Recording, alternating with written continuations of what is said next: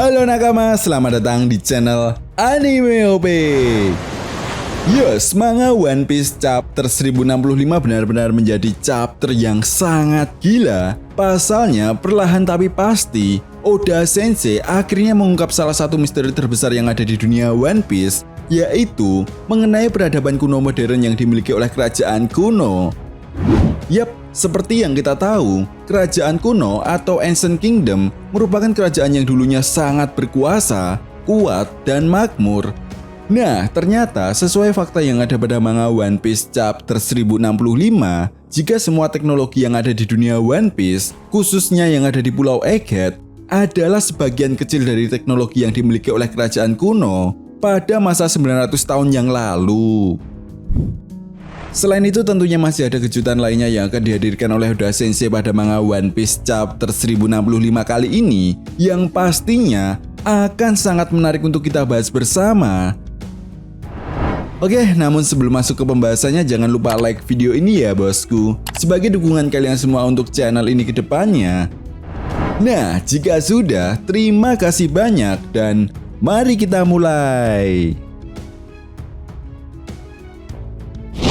One Piece chapter 1065 kali ini mendapatkan judul 6 Vegapunk. Nah, dilihat dari judul chapternya saja sudah dapat dipastikan ya, jika chapter kali ini akan merujuk pada diperkenalkannya beberapa Vegapunk baru. Karena seperti yang kita tahu saat ini, baru 3 dari 6 Vegapunk saja yang sudah diperlihatkan sampai dengan chapter 1064. Selain itu, di chapter ini juga kita akan mendapatkan sebuah color split yang memperlihatkan beberapa karakter yang ada pada One Piece film Red.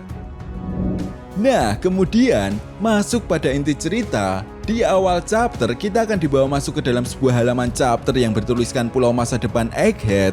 Di sini, kita akan diperlihatkan perbincangan santai antara Zoro dan Brook. Namun di tengah-tengah perbincangan mereka, tiba-tiba si brengsek Karibo muncul dengan raut wajah yang kaget karena mengetahui jika dia justru berada di pulau milik pemerintah dunia. Dengan sangat santainya, Zoro dan Brook kemudian mengusir Karibo. Setelah itu Shin pun kemudian berganti dan memperlihatkan kelompok dari Nami yang sudah memasuki sebuah laboratorium milik Dr. Vegapunk. Mereka sangat terkejut dengan semua teknologi yang ada di laboratorium tersebut. Lilith pun kemudian menjelaskan bahwa semua teknologi yang ada di pulau ini sebenarnya berasal dari sumber energi api. Kemudian dengan raut wajah yang sangat tajam, Vegapunk Lilith kemudian mengatakan kepada Franky, andai saja di dunia ini api yang tidak bisa padam benar-benar ada, mungkin aku akan menciptakan matahari. Setelah itu panel pun memperlihatkan kelompok Nami yang bertemu dengan Seraphim 04 yang menyerupai Jinbe. Lantas mengetahui ada orang asing yang masuk, Seraphim Jinbe ini pun menyerang Nami dan yang lainnya menggunakan tembakan laser hingga membuat mereka terpental. Jelas hal ini pun membuat mereka tidak terima dan kemudian membalas serangan Seraphim tersebut. Namun serangan mereka justru sama sekali tidak menggoreskan luka pada tubuh baja Seraphim Jinbe. Bahkan Nami mampu dikalahkan dengan sangat mudah. Nah, dirasa Nami dalam bahaya, kemudian Sanji dan Robin mencoba untuk menyerang Seraphim Jinbe. Namun lagi-lagi, serangan mereka berdua tidak membuat Seraphim tersebut kalah. Justru Seraphim Jinbe ini masuk ke dalam tanah dan mulai mendekati Nico Robin. Di saat itu juga, Seraphim Jinbe mengeluarkan teknik yang sama yang dimiliki oleh Jinbe untuk menyerang Nico Robin, yaitu Fishman Karate. Kemudian dari jarak yang cukup jauh Usopp dan Franky mencoba untuk menyerang Seraphim Jinbe. Kali ini giliran Usopp yang unjuk gigi dengan berbagai serangannya. Namun hal itu tampaknya sia-sia. Justru Usopp lah yang berhasil ditangkap oleh Seraphim Jinbe. Nah, di saat yang bersamaan Franky melancarkan serangan radikal beam-nya dan ledakan besar pun kembali terjadi. Melihat hal itu, kita pun diperlihatkan Vegapunk Edison yang terlihat sangat lega saat Seraphim Jinbe bisa menghindarinya. Nah, ternyata Lilith sengaja mengajak mereka masuk ke dalam laboratorium untuk menguji kemampuan dari Seraphim. Lilith dengan sangat kesal mengatakan bahwa membuat satu Seraphim dibutuhkan biaya yang sangat besar. Setelah itu, kita pun diperkenalkan ketiga Vegapunk baru, yaitu Vegapunk Edison dengan kode Punk 03, lalu Vegapunk Pythagoras dengan kode Punk 04, dan yang terakhir Vegapunk York dengan kode Punk 06. Nah, ketiga Vegapunk ini memiliki sifat dan peran yang berbeda-beda, di mana dimulai dari Vegapunk Edison, dia adalah robot yang merancang ide-ide atau penemuan-penemuan baru yang akan diterapkan. Lalu Vegapunk Pythagoras adalah robot yang menginput atau membuat suatu program sesuai rancangan dari Vegapunk Edison. Sedangkan Vegapunk York adalah robot yang memberikan asupan makanan kepada semua Vegapunk, sehingga semua Vegapunk tetap bisa menjalankan tugasnya. Kemudian Shin pun berganti dan membawa kita kembali kepada kelompok Nami.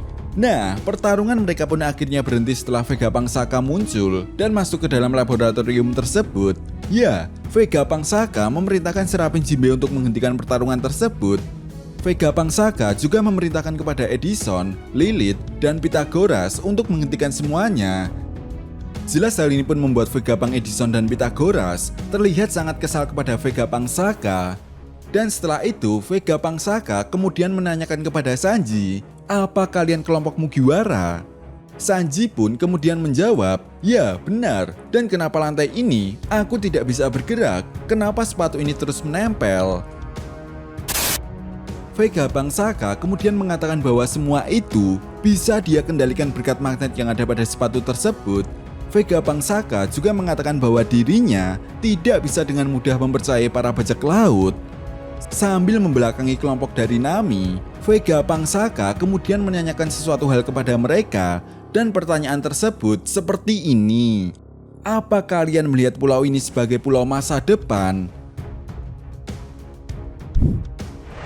Sontak hal ini pun dijawab oleh Franky dengan sangat antusias dan muka bahagia. Franky mengatakan bahwa ini adalah pulau masa depan karena banyak monster robot seperti di masa depan, dan kondisi pulau ini pun sangatlah luar biasa dengan teknologinya.